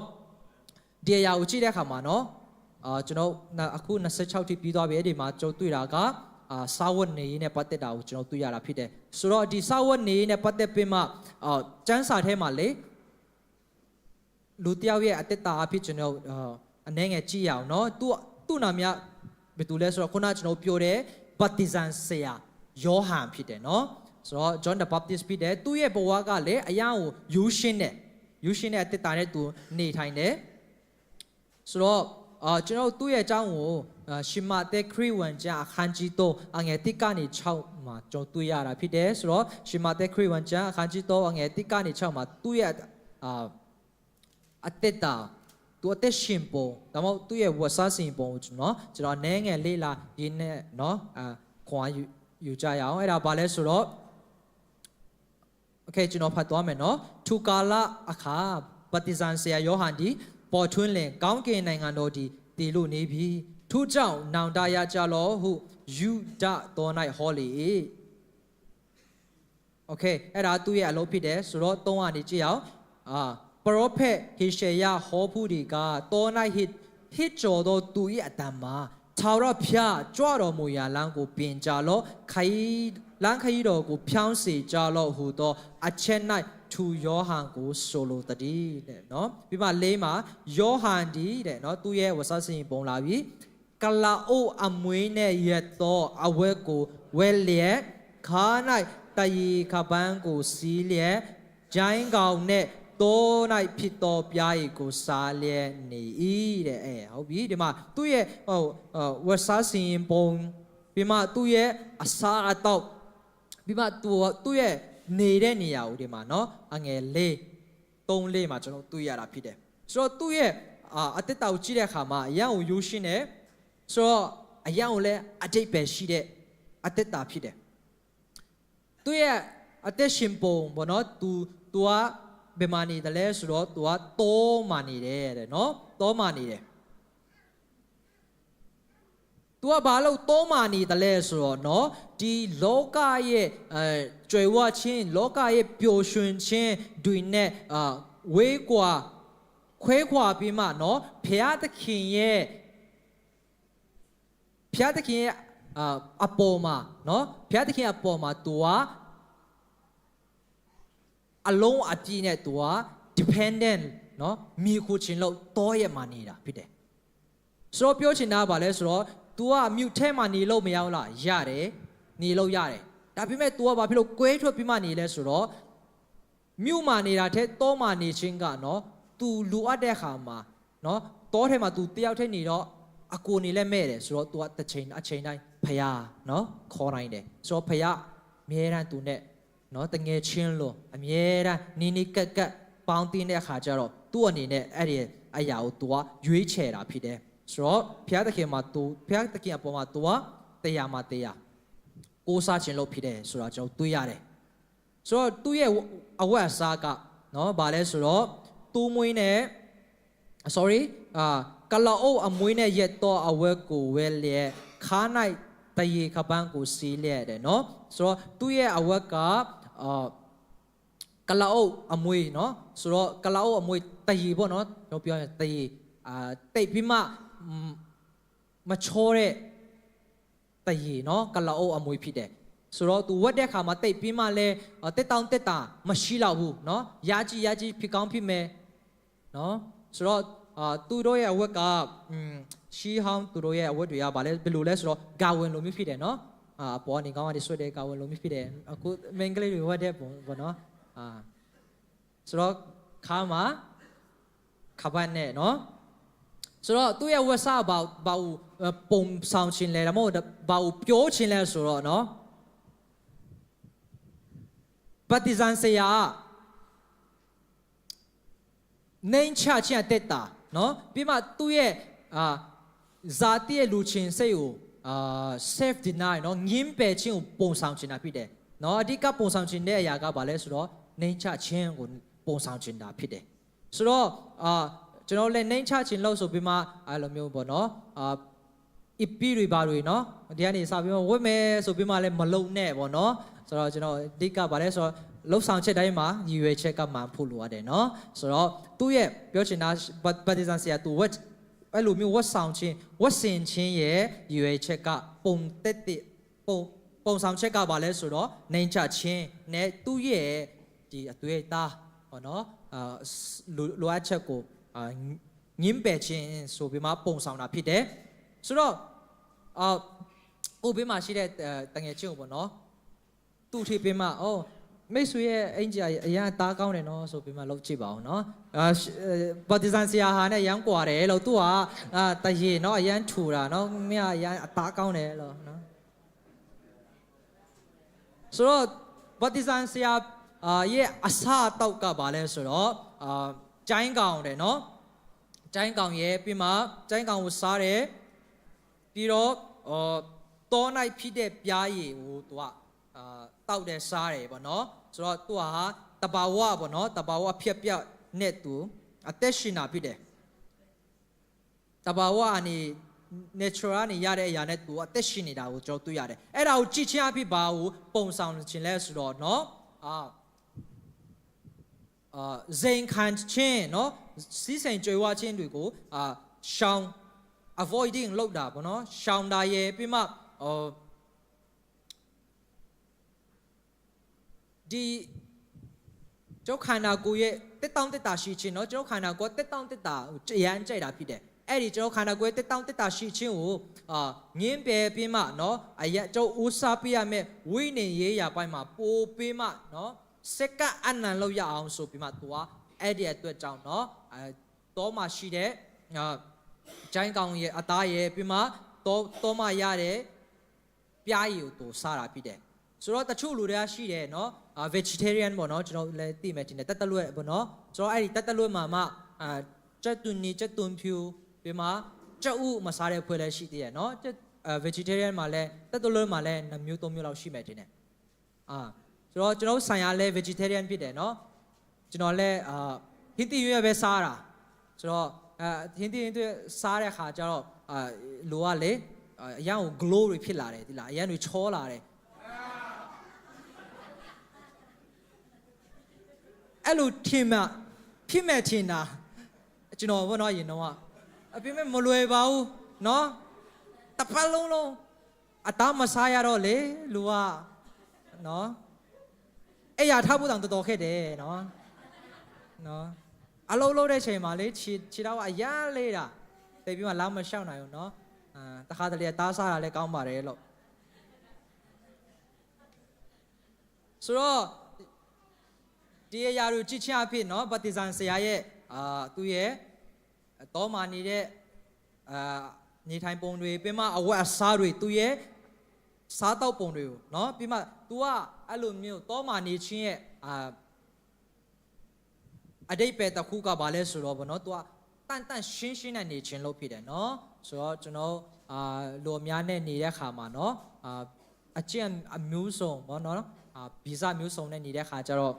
ကိုးတက်တယ်ဗောနော်လူကအကျင့်ကိုးတက်တယ်ဆိုတော့အဲ့ဓာတွေကိုပတိဇန်ဆရာတိတဲ့ခါကျတော့ तू တီးတန့်ကွဲထွက်လိုက်တယ်ဗောနော်တော့မှာပတိဇန်ဆရာရဲ့နောက်လိုက်တချို့အားလဲဗောနော်တော့မှာနေတဲ့သူရှိတယ်ကျွန်တော်ဒီအစောပိုင်းရာစုကိုကျွန်တော်ကြည့်တဲ့အခါမှာပေါ့နော်ပတိဇန်ဆရာရဲ့နောက်လိုက်ပေါ့နော်သူတွေကတချို့ကသူ့ကြည့်ပြီးမှဘာတွေပေါ်လာလဲဆိုတော့နော် monatism နော်ကျောင်းထိုင်ဖုံကြီးတို့ပေါ့နော်အဲ့လိုမျိုးပေါ်လာတယ်ကျွန်တော်ခရစ်ယာန်တမိုင်းကျောင်းကိုကျွန်တော်လေ့လာတဲ့အခါမှာအဲ့လိုမျိုးတော့မှတည်တန့်နော်ကျွန်တော်ယုံကြည်သူကျွန်တော်ခံယူချက်တူတဲ့သူတွေတက်စုမယ်တော့မှနေမယ်ဆိုပြီးမှသူများနဲ့ရှော့ရှက်မရှိဘဲနဲ့နေမယ်ပြီးမှကျွန်တော်လောလောလတ်လတ်ဖျောက်ကိုကိုယ်မယ်သူများနဲ့မရောဘူးဆိုပြီးမှတီးတန့်အဲ့လိုမျိုး monasticism ဆိုတဲ့ຢာတွေပေါ်လာတယ်ဆိုတော့အဲ့လိုမျိုးတို့ကတီးတန့်နေရာလောက်တယ်ပြီးမှတို့စားဖို့အတွက်လဲတွေဘာတွေထွန်းတယ်ပေါ့နော်မွေးမြူရေးလောက်ရင်လဲတို့လောက်တယ်အဲ့လိုနဲ့တို့အသက်ရှင်ကြတယ်ဘုံကြီးเจ้าလိုမျိုးပေါ့နော်အနေထိုင်တဲ့သူတွေပေါ်လာတယ်အဲ့ဒါတို့ကဘယ်သူကြည့်တယ်လဲဆိုတော့ပတိဇန်ဆရာကိုယောဟန်ကိုအတုခုပြီးမှတို့ကအသက်ရှင်တာဖြစ်တယ်ဆိုတော့ပတိဇန်ဆရာယောဟန်ရဲ့တန်ရှင်းသောအသက်ရှင်မှုပုံစံကိုဘောနော်ရှင်လုကဘယ်လိုမျိုးနဲ့မှတ်တမ်းတင်ထားတယ်လဲဆိုတော့ရှင်ပတိဇန်ဆရာယောဟန်ကလေတောမှာသူတယောက်တည်းနေပြီမဲ့မတည်သွားဘူးတဲ့တောမှာနေတယ်မြို့မှာနေတဲ့သူတွေထက်ပိုပြီးမှကြီးထွားတယ်ခန္ဓာကိုယ်ပိုင်းတော်လာကောင်ဝိညာဉ်ပိုင်းတော်မှာတော်လာကောင်ပိုပြီးမှကြီးထွားလာတယ်ပြီးတော့ပတိဇန်ဆရာကလေခဏမြူထဲလည်းမသွားဘူးတဲ့သူဘယ်ချိန်မှမြူထဲဝင်လာလဲဆိုတော့နော်ဣတိလလူမျိုးတွေရဲ့ရှိမှာနော်နောင်တတရားအကြောင်းကိုဟောပြောမဲ့အချိန်ကြမှသူကမြူထဲဝင်လာတာဖြစ်တယ်ဆိုတော့ကျွန်တော်စဉ်းစားကြည့်အောင်သူကအဲ့ဒီချိန်မှာတက်ဘယ်လောက်ရှိမလဲဆိုတော့သူတခင်ရှုမတိုင်ခင်မှာဆိုတော့သူကအသက် maybe 30ကျော်လောက်မှမြူထဲဝင်တာဖြစ်တယ်နော်ဆိုတော့တခင်ရှုနဲ့ပတိဇန်ဆရာယောဟန်က6လောက်ပေါ်တယ်မလားဆိုတော့ပတိဇန်ဆရာယောဟန်ကမြူထဲဝင်တဲ့ချိန်နော်ဣတိလလူမျိုးတွေရှိမှာနောင်တရကြလို့နော်နိုင်ငံတော်တည်လို့နေပြီဆိုပြီးမှတရားဟောမဲ့အချိန်ကြမှာမြူထဲဝင်တာဖြစ်တယ်နော်အဲ့လောက်ထိသူ့ရဲ့အသက်တာကိုနော်တန်ရှင်းခြင်းနဲ့သူကစောင့်ထိန်းတာဖြစ်တယ်နော်ဆိုတော့အဲ့လိုမျိုးပတိဇန်ဆရာသူ့ရဲ့အသက်တာကိုနော်ဒီစီကံတွေနော်ပြီးမှဝိညာဉ်ပိုင်းခွန်အားတွေနဲ့သူကထက်မြက်စီတယ်ပြီးမှပြင်ဆင်ခြင်းတွေနော်သူဟောမဲ့အရာတွေတကယ်ရှုကြွလာမဲ့အရာတွေသူ prophetic mission တွေလုပ်ရမဲ့အရာတွေပေါ်မှာသူကပြင်ဆင်ခြင်းလုပ်ရင်းနဲ့သူ့ရဲ့အသက်တာကို shape လုပ်နေတာဖြစ်တယ်နော်တောထဲမှာအဲ့လိုပဲတချို့ကလည်းပြောကြတယ်ရှင်ပေါလုလည်းသူတောထဲမှာ3နှစ်လားဘယ်နှစ်လဲသူတို့ကတောထဲမှာအချိန်ယူကြတယ်ဆိုပြီးမှဘောနော် quiet time လုပ်ကြတယ်ဆိုပြီးမှပြောကြတယ်ဆိုတော့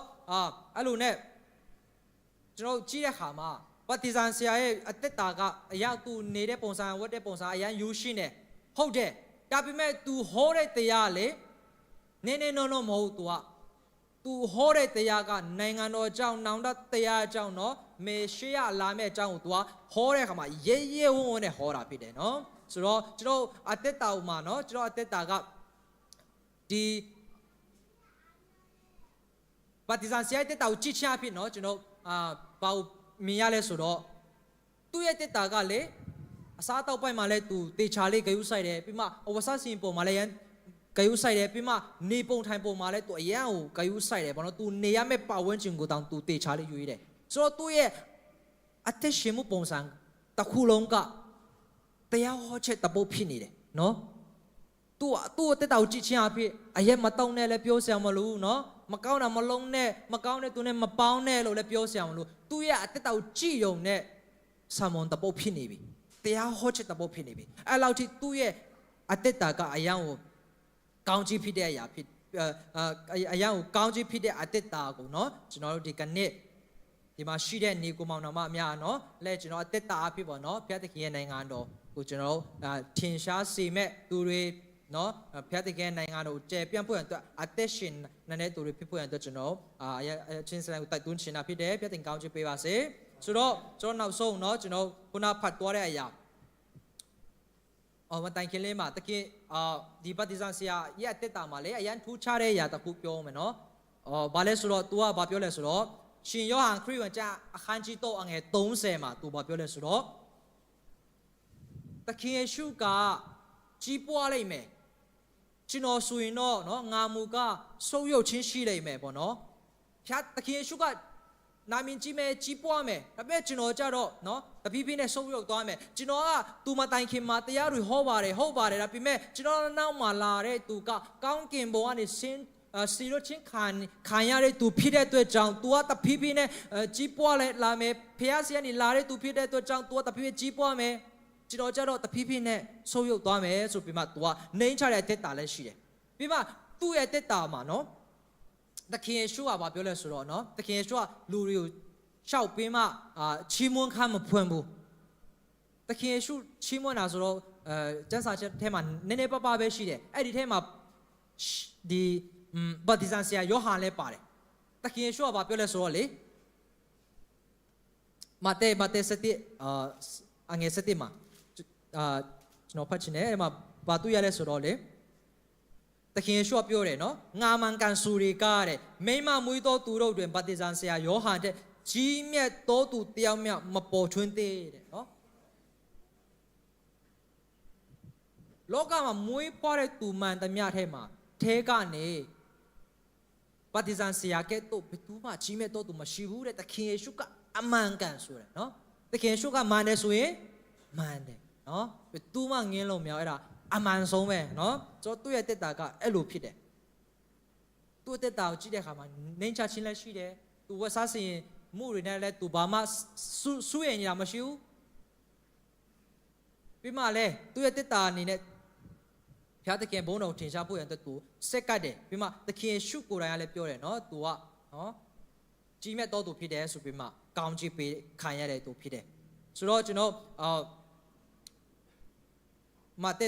31ကိုပြန်သွားရအောင်เนาะဆိုတော့โอเคနည်းနည်းတော့ဘယ်လိုမျိုးဖြစ်မယ်နောက်ဆုံးကြရင်ကျွန်တော်ချုပ်လိုက်မယ်เนาะနားလည်နိုင်အောင်ဆိုတော့ကျွန်တော်31ကိုကြည့်တဲ့အခါမှာမာသေ6:31ပါโอเคသူကြောင့်အဘယ်တော့စားတော့ရအန်နေအဘယ်တော့ဝဲရအန်နီဟူ၍မစိုးရင်ကြနဲ့သူအရာများကိုဘုရားသခင်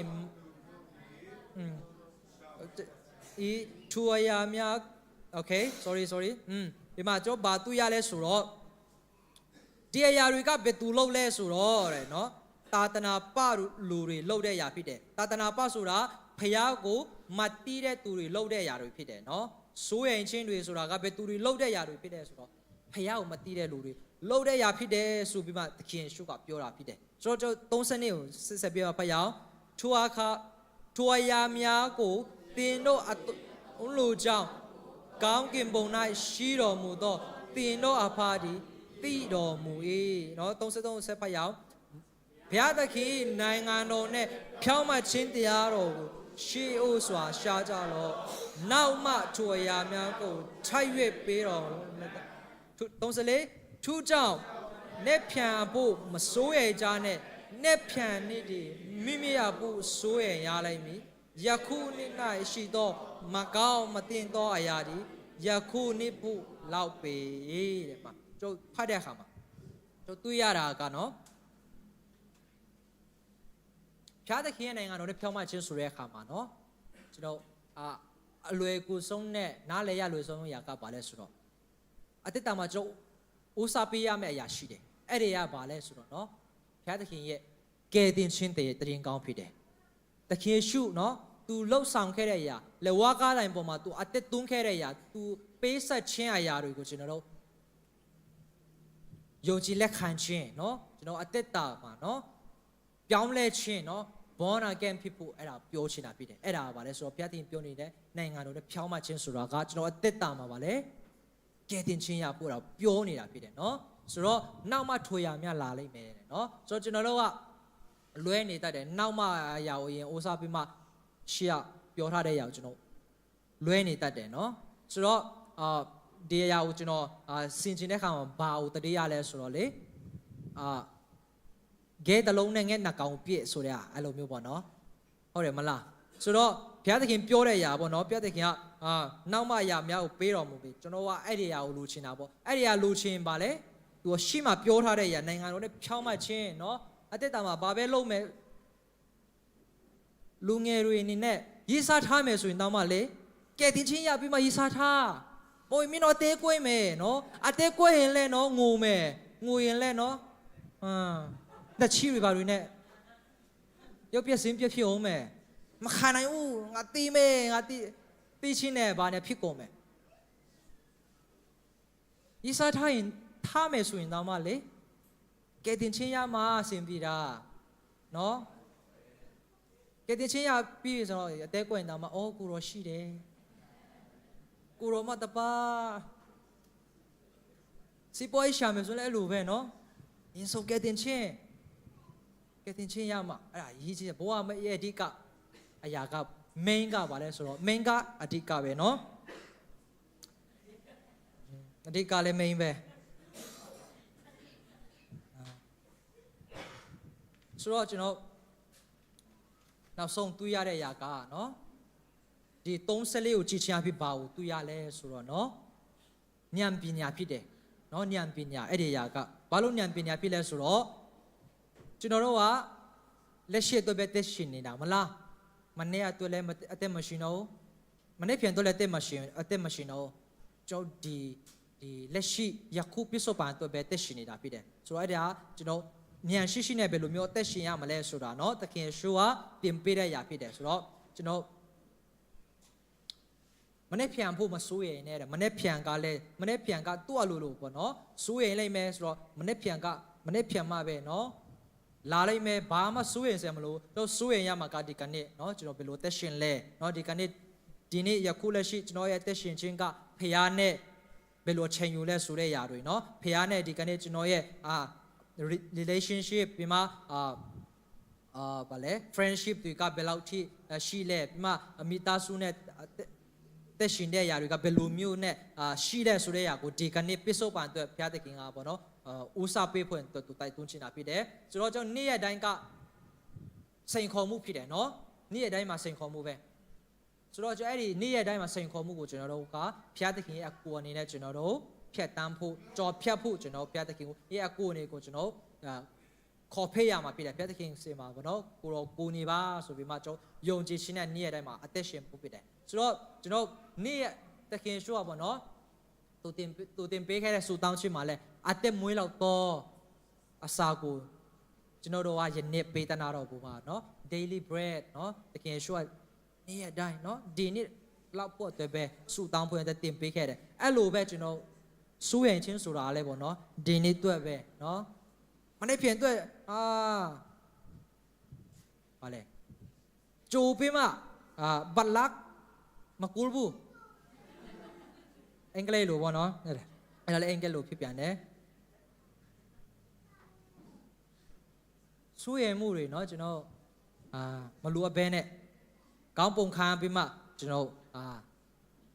စိုးရိမ်နေဖို့မလိုဘူးဒီကနေ့အတွက်เนาะဖျားပေးတဲ့ဒီနေ့အသက်တာကိုကျွန်တော်တို့ဒီနေ့ကဖျားပေးတဲ့ daily bread နဲ့ကျွန်တော်သက်ရှင်နေတဲ့အခါကျတော့ကျွန်တော်ယုံကြည်ခြင်းကလည်းပေါ့เนาะဒီကနေ့အတွက် exercise လုပ်ရမှာလဲဒီကနေ့ပဲမနေ့ပြန်အတွက်ကျွန်တော်ကြိုပြီးမှ exercise လုပ်မယ်ဆိုတာခက်ရမရောက်လို့ဆိုရတယ်ပဲခက်တယ်ဒါပေမဲ့ဒီကနေ့ exercise ယုံကြည်ခြင်းမှာexercise လုပ်မယ်ဆိုရင်ဒီကနေ့ပဲเนาะအခုချိန်မှာเนาะဥပမာကွာဒီကနေ့ရှိမှာเนาะစိတ်ကမဲ့ဆိုရင်เนาะ exercise လုပ်လိုက်ပါเนาะဒီကနေ့ဘေးကန်းချစ်ဆိုเนาะဘေးဒီကနေ့အခုချိန်မှာเนาะကျွန်တော်အဲ့လိုမျိုးယုံကြည်ခြင်းမှာလဲဒီကနေ့ကျွန်တော်ရဲ့ယုံကြည်ခြင်းကိုဒီကနေ့မှာလေ့ကျင့်ခန်း exercise လုပ်ဖို့ရတဲ့တကယ်ရှော့တင်ပေးတဲ့အရာဖြစ်တယ်ဆိုတော့မနေ့ဖြန်တော့ဘာမှစိုးရင်ဆရာမရှိဘူးဖခင်တခင်တာဝန်ယူလိုက်မယ်အာမင်ဟာလေလုယာဆိုတော့ကျွန်တော်ဒီအရာအားလုံးညီကုန်းချုပ်တဲ့အခါမှာစိုးရင်ချင်းကเนาะကျွန်တော်တို့ရဲ့ယုံကြည်မှုအလွဲเนาะကျွန်တော်ရဲ့ယုံကြည်မှုလွဲစေတယ်ပြီးမှဒီကျွန်တော်တို့ဖျားသခင်ကိုเนาะယုံကြည်ခြင်းကเนาะကျွန်တော်တို့ရဲ့ဖျားသခင်ယုံကြည်ခြင်းကဘာလဲဆိုတော့ဖျားသခင်ကိုဖခင်တယောက်ကဲ့သို့ပေါ့เนาะသူ့ရဲ့ရင်ခွင်ထဲမှာငြိမ်ဝတ်စွာနေထိုင်ခြင်းဖြစ်တယ်ပြီးမှဖျားသခင်ကကျွန်တော်တို့ရဲ့လိုအပ်ချက်ကိုသိတယ်ကျွန်တော်မတောင်းခင်ကတည်းကသူကသိနေတယ်ဆိုတာเนาะကျွန်တော်သူရတယ်ပြီးမှဖျားသခင်ကိုရှာမယ်ကျွန်တော်အိုးစားပြီးပထမဆုံးရှာရမယ့်အရာကဖျားသခင်ရဲ့နိုင်ငံတော်နဲ့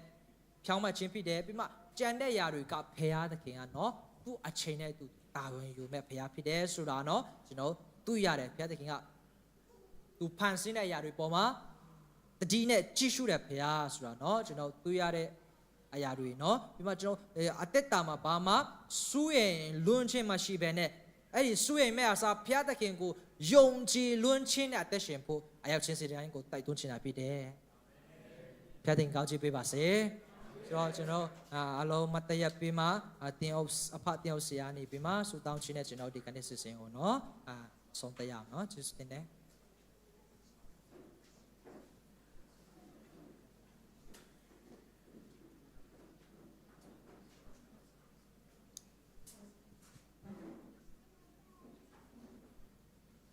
ဟုတ်ပြီကျွန်တော်တို့မစိုးရင်နဲ့ဆိုပြီးတော့ဖျားရနှုတ်ကပတ်တော်ကိုဒီနေ့ကျွန်တော်တို့ချာနာရတာဖြစ်တယ်စိုးရင်ချင်းဆိုတာယုံကြည်ခြင်းနဲ့ opposite word ဖြစ်တယ်စိုးရင်နဲ့ဆိုရင်ယုံကြည်ခြင်းမရှိလို့ဖြစ်တယ်အကြောင်းကျွန်တော်တို့နေ့စဉ်နေ့တိုင်းမှာဖျားသခင်နဲ့ကျွန်တော်နဲ့အတူပါရှိတယ်ဆိုတာကိုကိုယ်သိဖို့အမှန်တမ်းအရေးကြီးပါတယ်နော်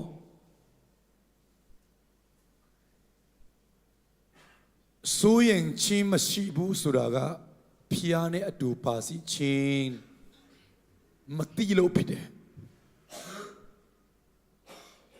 Surely goodness and mercy shall follow me all the days of my life ဆိုပြီးတော့ဖျားသခင်ရဲ့ကောင်းမြတ်ခြင်းတွေကျွန်တော်နေထိုင်သွားလာရတဲ့နေရာတိုင်းမှာကျွန်တော်နဲ့အတူပါရှိတယ်ဆိုတာကိုကျွန်တော်တို့ကယုံကြည်စိတ်ချတယ်ဆိုရင်အဲ့ဒီစိုးရင်ခြင်းကိုစိုးရင်ခြင်းမှာကျွန်တော်တို့လွတ်မြောက်ရမှာဖြစ်တယ်ဟာလေလုယာအကြောင်းဒီနေ့John Mongani brother John Mongani သူတက်သွန်းပြီးတာမဒါမှခေါင်းအားရပါတယ်အရောက်စီတိုင်းကိုစိုးရင်ခြင်းမှာကင်ပြီးတော့ဖျားကကျွန်တော်ကိုတတိနဲ့ကြည့်ရှုတယ်ဆိုပြီးတော့နေ့ဆက်တက်တာမှာယုံကြည်ခြင်းနဲ့စီစစ်နိုင်တော့တက်တာဖြစ်ဖို့ရဟန်းတယောက်စီတဲ့တက်တာကိုဖျားကောင်းကြည့်ပြီးပါစေကျွန်တော်တို့ကအသက်တာတည်တည်ကိုဆုတောင်းစကားကြရအောင်ဟာလေလုယာမြတ်စွာဘုရားသခင်ကိုရောကိုကြည်စိုးတင်တယ်မနေ့ပြန်အတွေ့မစိုးရင်ဘူးကိုရောရှင်ရဲ့နှုတ်ကပတ်တော်ကကျွန်တော်ကိုပြောတယ်လို့ဒီညမှာလဲကိုရောကျွန်တော်ညီကိုဂျွန်မူအာနီဒီညမှာပြမတော့မရောက်ရှိလာတော့ညီကိုမောင်နှမအားလုံးကိုတိုက်သွင်းပြီးတဲ့အတွက်ကြောင့်ကိုရောကိုကြည်စိုးတင်တယ်တကယ်လို့စိုးရင်ချင်းပူပန်ချင်းညီတော်ချင်းနဲ့ဖျားကြောင်ကိုလာတော့ညီကိုမောင်နှမတယောက်ရှိတယ်ဆိုရင်ကိုရောရှင်အတော်နဲ့အပြင်ကိုထူချပြီးတော့ကိုရောရှင်ကိုယုံကြည်ခြင်းအပြည့်နဲ့အင်ကိုပြန်သွားတော့အခွင့်ကိုပေးတော်မူပါ ကျွန်တော်အသက်တာတည်တည်၌မြောင်လင်းခြင်းနဲ့ကျွန်တော်ကိုပြီးဆောင်စီတော်မူပြီးကိုလိုရှင်ရဲ့ကောင်းမြတ်ခြင်းကိုအသက်တာတည်တည်၌တွေ့မြင်သောယုံကြည်ခြင်းနဲ့အသက်တာတည်တည်ကိုရှောင်လန်းသောတယောက်ရှိတဲ့ဖြစ်ဖို့ရန်အတွက်ကောင်းကြီးမှစာပေတနာတော်မူပါကျွန်တော်တို့ဤတဲ့ခြင်းကိုဆိုကြည့်ရအောင်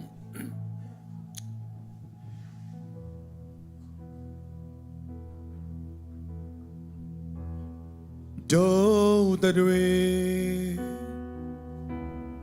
မျောလင်းလျက်နဲ့အသက်ရှင်မဲ့တနေ့မှာအောင်မြင်ခြင်းလာမှာပဲသခင်ဘုရားတာကိုအားများလဲတောင်းကန်စေအသက်ရှင်မဲ့နေရတွေ့တုတ်တွေနောက်တစ်ခေါက်တုတ်တွေမျောလင်းရဲ့နဲ့အသက်ရှင်မဲ့တနေ့မှာအောင်မြင်ခြင်းလာမှာပဲသခင်ဘုရားတာကိုအားများလဲတောင်းကန်စေအသက်ရှင်မဲ့နေရတွေ့ကိုရောကိုချီးစိုးတဲ့နဲ့အချိန်ကောင်းအခါကောင်းကိုပြင်ဆင်ပြီးတော့ကိုရောကိုချီးစိုးတဲ့နဲ့ဒီညကြားနာရတဲ့ဒီဒနာအပြင်ကိုရောတယောက်စီတည်းအတ္တတာခေါ်အားပြည်ဒနာတော်မူပါဆိုရင်ပူပန်ခြင်းမရှိဘဲနဲ့မျောလင်းခြင်းအပြည့်နဲ့သက်ရှင်ပြီးတော့တနေ့နေ့ကျရင်ကိုရောရှင်အကောင်းမြတ်ခြင်းကိုတက်တီခံနိုင်တော့အခွင့်တယောက်စီတည်းအတ္တတာ၌ကောင်းချီးပြီးတော်မူပါဘရာဒါမုံလဲနောက်နောင်လာမယ့်အချိန်မှာလဲသူရဲ့နှုတ်ဆက်ပါစများကိုပြီးတော့နိုင်ငံတော်ကျေပြန့်ဖို့ရအတွက်ကိုရောရှင်ဒီထက်မကအတောင်ပြပြီးတော်မူပါကျေးဇူးတော်ပေါင်းကိုရည်တွက်ချီးမွမ်းရင်းနဲ့ကယ်တင်ပါရှင်ခရစ်တော်နာမကိုမြည်ပြ၍ဆုတောင်းစိတ်ကအနာမိုက်မြတ်စွာဘုရားသခင်အာမင်